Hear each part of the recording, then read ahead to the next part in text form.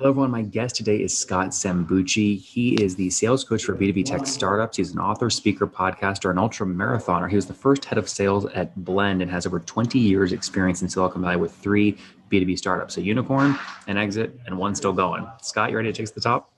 Let's do it, man. All right. Which one's still going? Still going to Altos Research. Say that a little slower. Altos Research. Altos. Okay, very good. Yep. So you spun off, I guess, this new business. And now is this a new business coaching or is it also B2B SaaS play?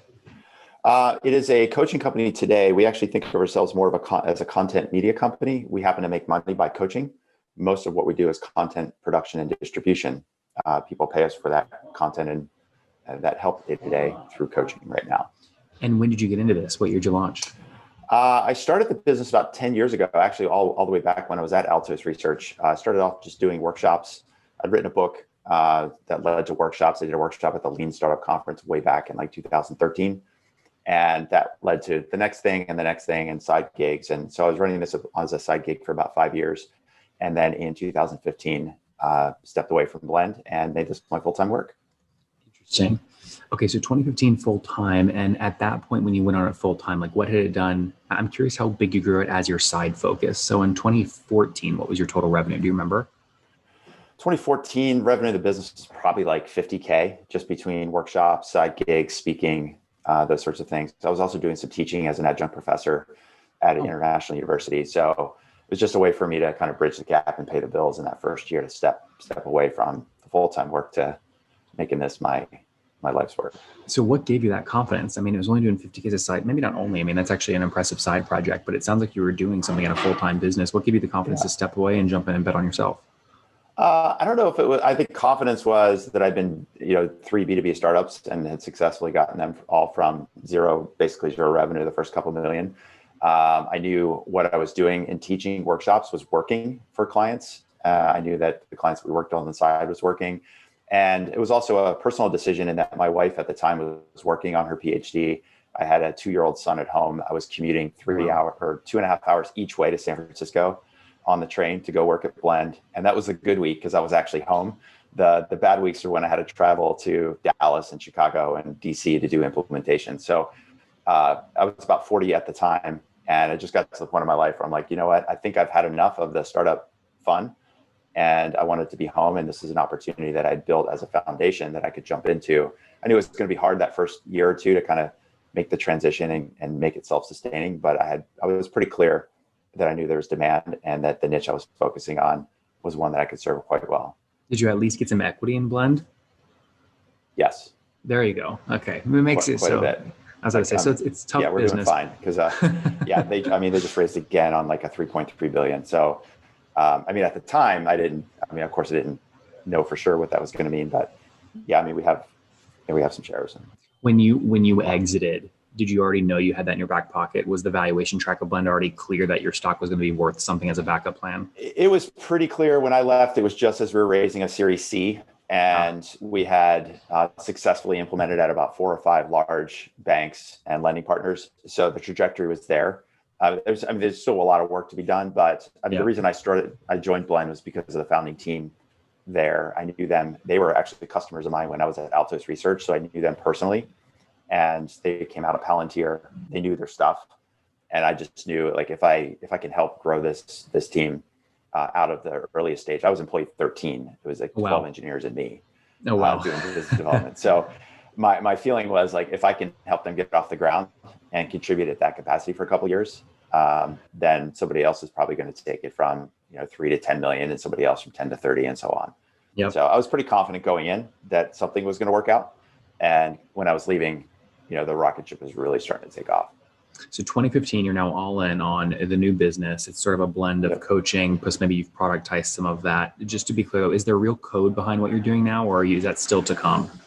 Still to come. The code, our code base is the content that we have in our library that we use as part of our delivery of the coaching that we do. Yep. So who's we? What's the team look like today?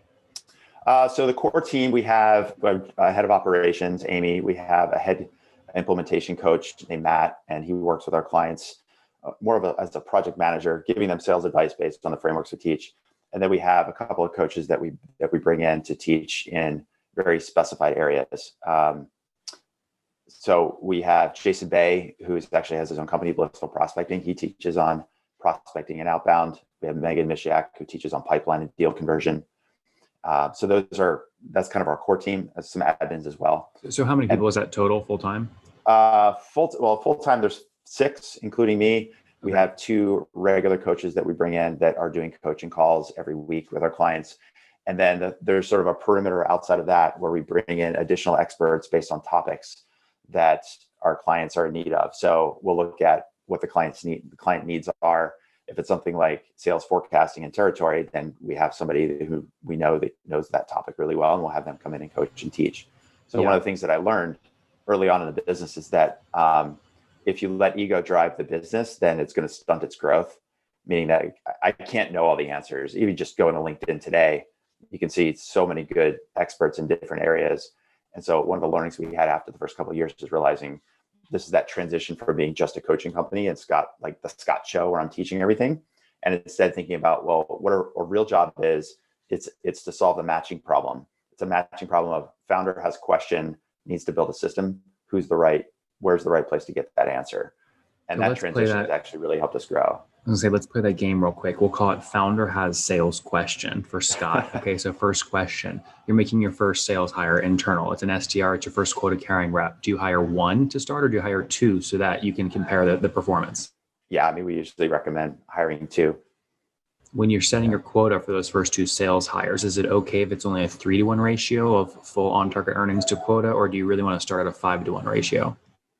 I don't know. I think the answer is depends. It depends on the situation. I had this conversation yesterday with a founder, and the challenge that they had is like they're producing certain numbers and they think, well, if I get an SDR, will they be able to do the same production? Chances are probably not at least not initially. It's going to take some ramp time. So if you start setting quotas based on what you want versus what's possible, then you're going to get an SDR that's discouraged. So we actually think about comping quotas as a more fluid conversation to have with your team, especially in that first year or 2. It's like, hey, this is your comp program for now. These are your goals for now. We're going to use that information over the next 3 to 6 months to kind of bootstrap the next model that we're going to build for you. A lot of SaaS founders are just not sure if their go-to-motion should include quota carrying reps at all. And a lot of that's tied to price point, and is there margin in the price point to pay out a commission? What's the minimum ACV that these B2B SaaS companies need to be selling at to say, okay, yes, we can start to afford to put touch on these sales and have a sales rep with quota? Yeah, I mean, we usually talk about 10K a year, like 1,000 a month, kind of as a benchmark, because that's where you're going to have some multiple calls with at least a couple of decision makers in an organization. So there needs to be some real meat to the sales process. It's not just like go to a web page, click to sign up because the middle one is the best plan type of thing. There's going to be some real decisions that need to be made. So, and that also allows you to have a pipeline, manage that pipeline to get like a 3-to-1 pipeline coverage ratio. That allows you to kind of manage your conversion rates. And then what does that ratio mean? The pipeline coverage ratio, what's that mean? Oh, it just means that the number of deals you have in your active pipeline relative to your conversion rate. So let's say I have an ACV of 10K and I've got 10 deals in the pipeline. That's $100,000 of pipeline. If my conversion rate on the back end is 30% or 33%, that means I know that about a third of those are going to convert. So I have a 3-to-1 pipeline coverage. It's actually a big mistake a lot of founders make. They think they need a big pipeline, but their pipeline coverage or their conversion rate is really low. They're maybe only converting 10 or 12% of their total pipeline because they've done a really poor job of qualifying those deals, or they've just done a really poor job of actually converting them. So now they're trying to manage 9 out of 10 deals that are actually never going to convert. They just don't know which the 9 out of the 10 are. So they have to actually work all 10 in order to get the one. And because their time is the biggest opportunity cost that they have, we actually think about, well, how do you actually get a slimmer, smaller pipeline? So it's like 3-to-1 or 2.5-to-1, so that you're only focusing on those deals that are the ones that have a higher chance of converting. And that goes back to lead qualificationing. Oh yeah, it's a really common mistake. And I think even investors put gas in the fire because you're going into say an A round funding or even a B round. And what do the investors say? They look at your numbers, but they also say like, show me the big healthy pipeline. What they think is they think big means healthy. Big actually can mean very unhealthy. And the founders end up chasing that. Say, oh, we need a big pipeline. And the reps say, oh, I'm just putting stuff in the pipeline. We had a long conversation with Andy Paul on this. And so you end up actually mismanaging the activity that the rep should be doing. Who is Andy Paul? He runs a podcast of his own. He's over at Sorry, I'm not allowed to curse. Oh, you're good. You're good. That's okay. No, I'm just curious. I don't know who that is, so I don't know if my audience will either. But you can tell us later. Okay, interesting. So general lesson is there is focus on smaller pipeline and a higher conversion rate from pipeline to actual deal close. That's a mistake you see a lot of people fall into. Totally. Yeah. Interesting. What are some other things like that? Things that you know people are making mistakes on, but I maybe don't even know to ask about. Most people don't know how to qualify leads or how to do proper discovery. And so I think that, again, this is where you get rushed into a vanity metric of things like, well, how many demos are we booking? How many calls are we having? And demos are not always the best indicator. That's more of a vanity metric in your sales pipeline. So, even on websites, it's like, hey, click here to request a demo. And founders say, well, somebody requests a demo, I have to give them a demo. And our perspective is, no, they actually have to earn the demo. They have to deserve the demo. Like if you're going to spend an hour somebody showing the product, how do we know they're the right person? Is there urgency? Are they just clicking around?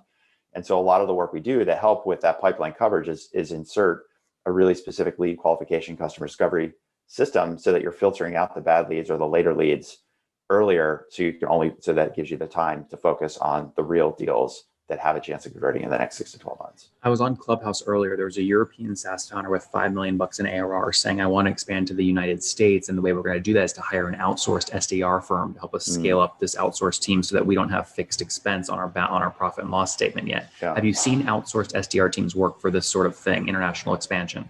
Yeah, I think it can. I think it can if you have a baseline of success, if you know your ICP, if you know the messaging that tends to work pretty well in one market, you can transfer that. You're going to have to calibrate it a little bit and change it a bit. I think the mistake in outsourcing is I don't have any leads and I don't have any customers and I don't have time to do the SDR work. So I'm going to outsource. That's just shoveling your problems off on somebody else. So outsourcing, I think, should be used strategically to either test markets or to use that as a stepping stone to prove that you can move into, say, a new geography or a new vertical. Is this something you'd ever build? Would you ever build an army of SDRs that people could hire like via you that you've trained? No. I feel like that's pretty commoditized. I mean, there's people that do it better or worse than others, but to me, that's not a business that's interesting to me. Building systems, building process, helping teams scale, that's a lot more interesting. Yep. Very cool. Okay. So you got folks on this full-time 2015. How many customers are you now working with today? We work with 35 active customers right now.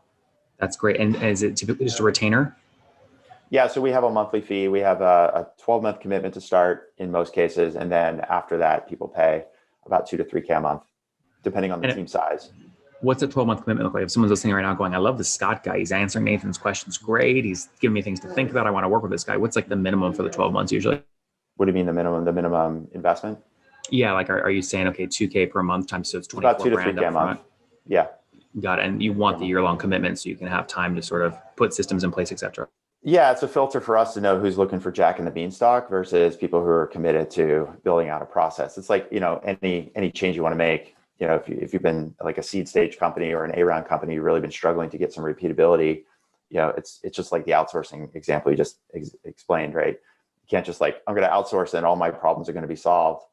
Sometimes we get some really quick wins fast, but to build repeatability and eventually scalability, it does take time. So we want to know that people are looking at this at the long view, as opposed to us being the emergency room and they're hoping we're going to get them off of life support. Yep. 35 customers, $2,000 a month. That would put you at a minimum about $70,000 a month right now in revenue, but you're probably over that, I would imagine, past the $1 million run rate. Yeah, we are past that on a future run rate. Yes. That's great. Yeah. Last month's revenue times 12. Yeah, we're well beyond that. That's We've great. been growing. Last year was actually a really strong year for us, especially Q4. Q1's been already super good.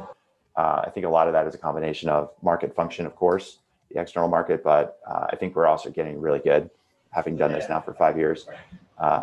It takes a while to get the flywheel going yourself, getting the right team, the right people, the right process. What's it look like though? I mean, can you give me a sense of growth? Like December of 2019, what was your forward-looking run rate then? Forward run rate was just under $1 million. Got it. Okay, got it. That was back a year ago. Okay, wait. So what are you at now? We are what we don't disclose specifically. You don't have to disclose. No, I am curious though. Yeah. So we think about, and we teach this to our clients as well. We think about the rule of 3 and 10. I don't know if you've come across this before. There's a good article on Sequoia Capital that Phil Libin wrote from Evernote. He learned this from Hiroshi Mikitani, the founder of Rakuten. This idea of growing by orders of 3 and 10 are kind of your big jumps. So going from say 300K in revenue to $1 million in revenue, there's a big jump. And when you make that jump, all your systems, all your process, all your people tend to break. When you get to $1 million, then the jump to 3, you need new systems, new process, new skills. Go from 3 million to 10 million.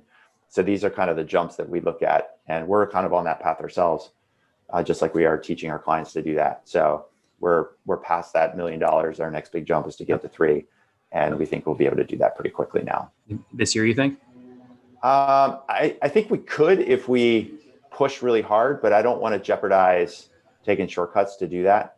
Yep. I'm in no rush to do it. I mean, the business is doing well. The margins are good. We have the right team in place. We have the best clients we've ever had. So I'm not in a position where, like a lot of SaaS founders, where I have to grow to a certain rate in order to close the next round. Well, you bootstrapped this, right? I mean, it's a consulting. I've self-funded this from the beginning. I mean, this is great. It's a cash flow business for you. You have blend stock that you learn back on. You get to meet great new founders. Are you doing angel investing when you find a founder you like?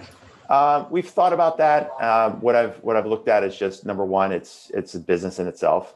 Yep. Number two, it's highly erratic. Even the best venture funds are doing anywhere from 15 to 30% return on investment, which I'm like, I can do better than that on my own, just doing a cash flow business. As we had a crypto guy on the call, Scott's secret investment is crypto. He's long on Bitcoin. And GameStop. GameStop, yeah. Exactly, and silver. So I mean, when you look at the total returns relative to the expertise, like that's not our expertise.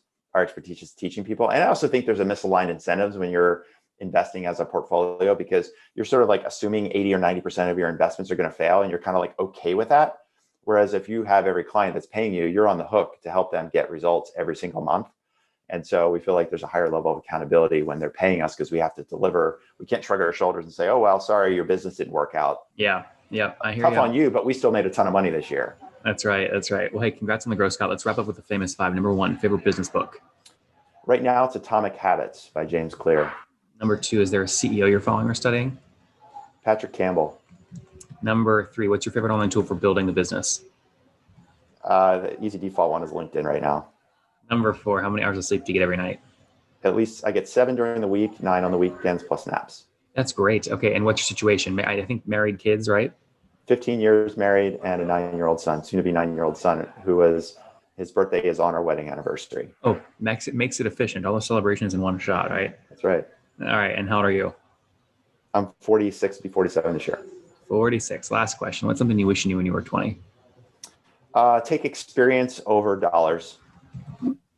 Guys, there you have it. SalesQualia.com launched full-time really back in 2015. It was a side project before then, but it was only doing about 50 grand a month when he went in full-time after leaving Blend and some other B2B SaaS companies where he cut his teeth. Now working with 35 SaaS companies, helping them to manage and grow their pipeline. Each company pays him somewhere between 2 and 3K per month. They've broken $1 million run rate, hoping to hit that $3 million run rate here shortly as he looks to scale. But again, great business, bootstrapped, small team, moving quick. Scott, thanks for taking us to the top. I enjoyed it. Thanks, David.